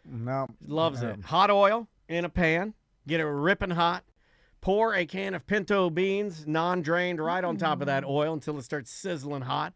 Fry those beans. Fry the fuck out of those beans. Then take a potato masher and smash the fuck out of those beans and swirl them around. refried beans. All right. All you got to do. Tastes better than anything you'll buy in a can that looks like dog food. Don't do that. Don't buy and shred your own cheese. That's another thing. That's true. Because I am such a cook now, and my kids got it, so now I got it double, right? Now that she's got the cook bug, like I can't stop cooking because I know it's gonna guarantee me to spend time with her. So I cook all the time. Love that. I can't stop cooking, and she is into making homemade shit. I love that. Yeah, we started making breakfast burritos this week. But anyway, I love breakfast burritos. back to this guy's question. I don't think you can go wrong. And he wanted to do Ravenous, and he wrote back to me in the email, and he's like, "Man, do you think they'd accommodate smaller portions? Because we're just two people." I'm like, most high-end restaurants that are really big, if you call them and you're willing to pay, or if you're, because sometimes exceptions are exceptions, they'll bend over backwards for you. They'll do anything for you. So most real restaurants will. And it's nice to do local because, like, I do the white trash version. We'll do Crackle Barrel. There's nothing wrong with Cracker Barrel. And it's a great holiday food, and you can get whatever size you want. And we would get it the day before, and then we'd heat it up the next day, and it was great. Because there's only 3 of us, and we don't eat that much, so we don't need a whole catered thing. It was awesome. It was Do you delicious. walk through the store? I love the store. I live at the. I used to collect snow globes, and they always have so many snow. I used to have 100 snow globes. I love it. I love everything. What'd you do with them? I don't know. I think when I moved, in college. No, that's the right answer. I don't know. And then just leave it there. And then comment like, this lady's fucking nuts. It's true. When you have to move all the time, you start like getting rid of all your baggage, your emotional, physical. I got rid of all my stuff. And then people think you want to kill yourself when you do that. No, seriously, I start giving away stuff. I'm like, here, take my hats. And people are like, you all right? Okay, you all right? So the collection of snow globes. Yes. We're beautiful. You know what? You shared too much. And guess who's here? The wolf is here. It always starts with 2, and I'll explain what this is. You got 1, right? Yes. And then you're I like, remember my first one. And 1 is fine. Yeah, I feel like remember that's it. the proper amount of snow I globes. got 1 in New York City when I was like 6. That was Yeah. my first one. Yeah. And it's usually compounded with the problem with everybody has in the holidays and what to get everybody else. Yes. So then once you get 2, Right. And see, that's the problem. You get 2, and then all your friends and family are like, oh, she's the snow globe lady. That's it. And then they just start buying you snow globes. Like, oh, Aimee, they're in fucking Tucson, Arizona, or whatever. Right. And they're like, Same thing with like Funko Pops, same kind of thing. Like you Your get 1 or wife did 2. this for a minute with turtles. Yes, yeah. And I would bring her turtles until I found out that it was actually a curse. She didn't want these turtles. You don't want them because you get gifted that, and then you become that forever. Like my mom was cows. My aunt. My mom was cows. She My had aunt cow was themed chicken. Oh, everything. my mom was wine. Seriously. Like big wine bottles of things. wine. But would she get like wine memorabilia in the house too? No, my mom, it's funny. We never did any of the, my mom, to her credit, and you guys, a lot of listeners know my mom, thought that anything that she thought that was cornball. Like she thought that no country, theme. she didn't like Country Kitchen. No, Crackle Barrel. Yeah. No, okay, you'll know what I mean. Cow. Yeah. And then the towel rack would be wood, but the dowel is painted light blue. Oh, try. Right? Yeah. Country Kitchen. The worst part about these things is that my mom didn't even really like cows. Yeah, that's how it is. You just went with it. And then she had cow, thimbles, cow, it was her whole kitchen was cows. People never want to get to know you. They're like, oh, get her the cow stuff. She loves it every year. And then my mom's like, I didn't even want to. I don't even really like cows. But you're in too deep because you've told them thank you. I've never been around cows. I didn't grow up around cows. I don't even necessarily like the animal of a cow. I don't even like beef. I like beef just as much as everybody, And so then, but you become the cow lady or you become the snow globe lady, and there's no reason for it. And one time I got a snow globe, and I am an atheist. Everyone hates that, but I got like a Jesus one, and I had to be like, oh, you know what I mean? Like I still wanted. Oh, to... you can still take it. You don't need to be like, I can't take this. I'm an atheist. Fuck you. I kept it forever. I wasn't a jerk about it, but I didn't like it. And then but I loved snow globes, and I still do. Like I But you hated that one. I hated that. I hated fucking hate the Jesus. You just put that one in the back. But then turn him around so he's looking at the wall. I made him turn around like he's Blair Witch. Stare at the corner, Jesus. But the problem is it becomes a burden to It is you. a burden, Because now you have these globes and you have nowhere to put them. My dad would collect 2 boats, like little boats, like the one, like memorabilia wooden ones. boats? Just little like ones in like bottles, but then they look bigger. But same thing, he would get all these boats, and then when my mom and dad got a divorce, he had nowhere to put all the boats. It was a burden. They don't fit in my apartment. Oh, you know what they say? You know what they say? They say a sinking marriage sinks all boats. Look at that. See? And so it's truthful because it was a burden to him. And like it was all these years of people giving him boats. And it's hard to throw away because your friends and family gave them to you. Your kids. Yeah, your kids. Yep, every year we let's get down See, a boat. I'm okay with that. Anything, like Maisie gave me a card, and then like I had it in my sock drawer. And she was helping me because she likes to organize. She's helping me clean out some stuff. And she's like, oh, look at this card. And then she's like, she's looking at how little she was. And she's like, I couldn't even spell data. Aww. And I was like, oh, okay, thank you. And I just balled that shit up right in the front. Like, fuck that shit. Right in front of her. She don't care either. She's like, fuck that shit. Get it out of here. My grandma was a lighthouse lady. Oh, yeah, the lighthouses. And then she had a lighthouse lamp. They're beautiful, though. Like a little love for the lighthouse ladies. But a lot ladies. of them, my stepmom is a lighthouse person, too, and she always gets lighthouse stuff. They were sweet. I think but a lighthouse. You went a whole house to lighthouses. Lighthouse women are sweet. I have a special place in my heart. My mom was a lighthouse woman. I was going to get to that. I think in You Florida, both had lighthouse moms? cows or lighthouses? Who's the guy?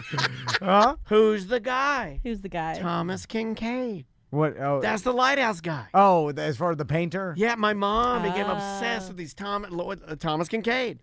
And then he does paintings of lighthouses, and then he started doing figurines of fucking lighthouses. Oh, yeah. And then they become collectible yeah. lighthouses that you could only get certain, like they come in they're like, this is Nantucket, and this is East Coast Cali, and this is Ponce Inlet, and you can get like crazy ones. Aimee, let me guess. Is one of your bathrooms decorated as though it's at the beach? I'm a Florida woman. What do you want me to say? Do you have one?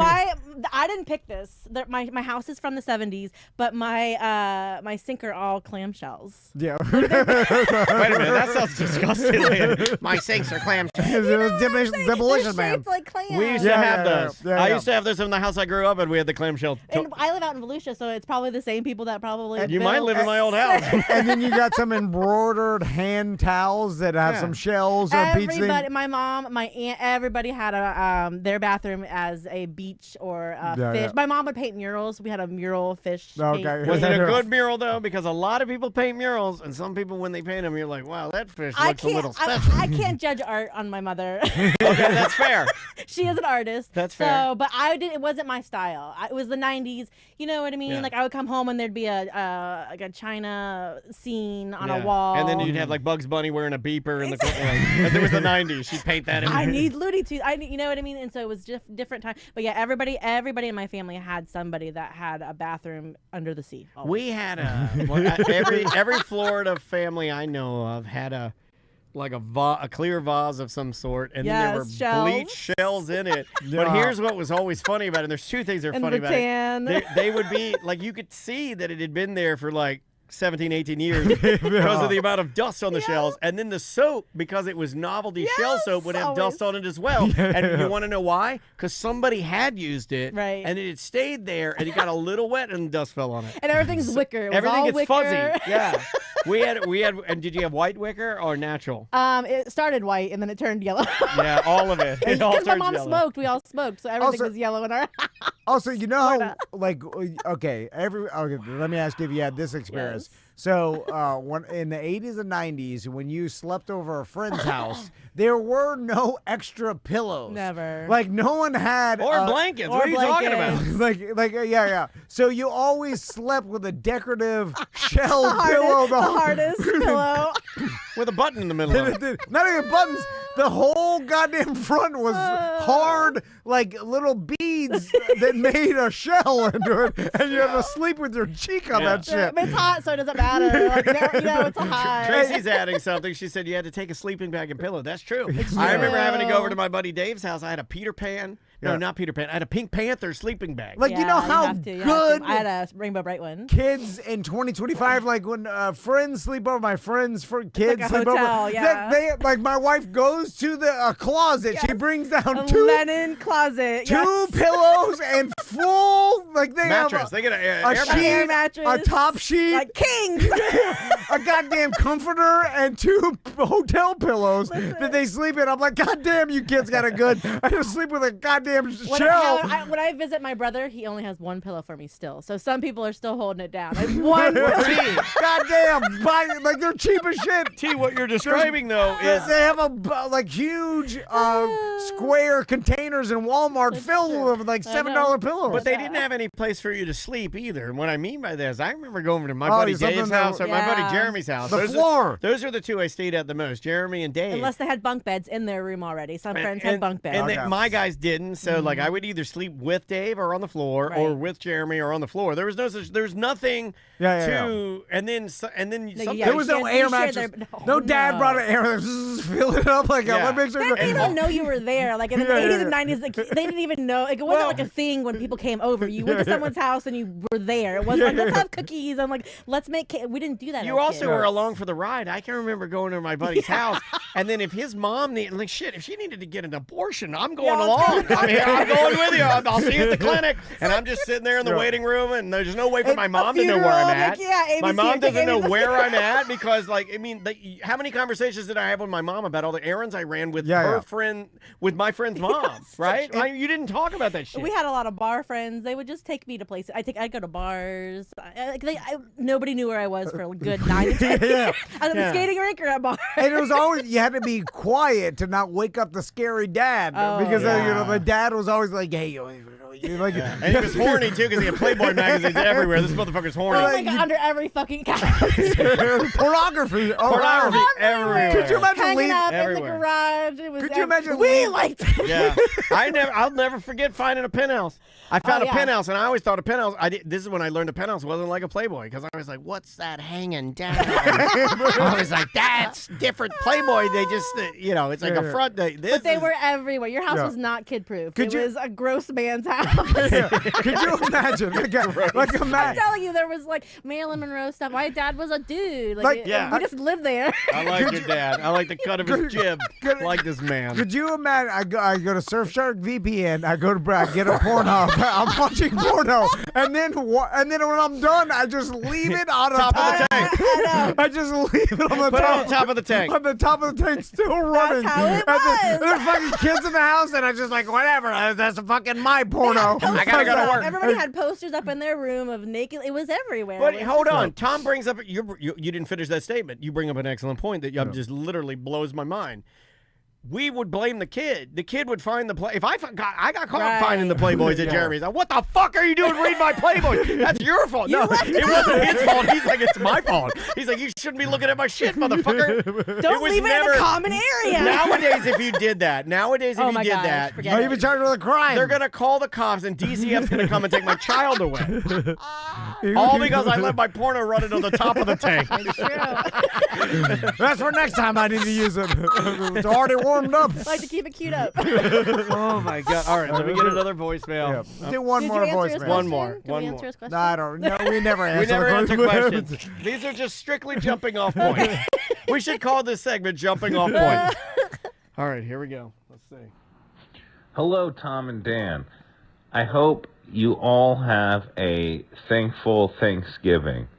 I'd like to let you know that if you'd like to go to the Piggly Wiggly website, you need to go to www.thepig.net. Thank you. He's right. I checked it out. It is That's a Piggly Wiggly website? What is Piggly Wiggly? It's a Winn-Dixie. A grocery store. Just a grocery chain. Southern. Yeah, Southern grocery store. And I wish we had more Southern grocery stores around here. I'm looking for anything other than Publix. I really am. I'm so sad because we get Kroger delivery and they're stopping it. Yeah, it's done. I know. It's our favorite thing. Do you love it? I love it. We love it. And we know our guy by name. Well, there's BDMs that work out there. They're like, dude, I need a job. Yesterday, I'm like, I'm going to miss you so much because the food is so good. The sausage is so good. It's affordable. You don't have to tip your drivers because they get paid well. I'm so sad. We got BDMs that are doing it. I think we got 3 or 4 delivery drivers, and they're Kroger. like, well, got to find a new job now. Sad. I don't know what I'm going to do. I'm going to stop. They're giving money back to the county, too, because they're pulling out. They're having to give back, like, I think over $500,000. I feel like it's a whole big conspiracy. I won't get into it all, but I'm very upset. Because I'm in Deltona. We don't even have like a Trader Joe's. We don't have anything out there. We have Publix, we have Aldi, and then we have Walmart. That's all we have out there. Yeah. And out of all those, I'd probably choose Walmart. Well, we're going to probably do Aldi because it's the cheapest. Yeah. And then I might try to just go to Trader Joe's and bring a cooler into town and then go, like when I'm out here, go shopping. Well, you can store stuff here if you need to and put it in arms. I'll swing by and pick it up. Can we hold my bacon, please? I will. I'll hold your bacon. I'll hold anybody's bacon. Don't travel to a different town with a cooler for your grocery trip.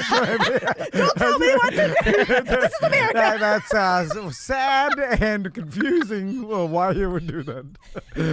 That's the correct. Sad and confusing is perfectly said. You went away with words this week, sir. Sad and confusing. No, you did. I lived in Deltona. You decided to live there. You gotta shop there too.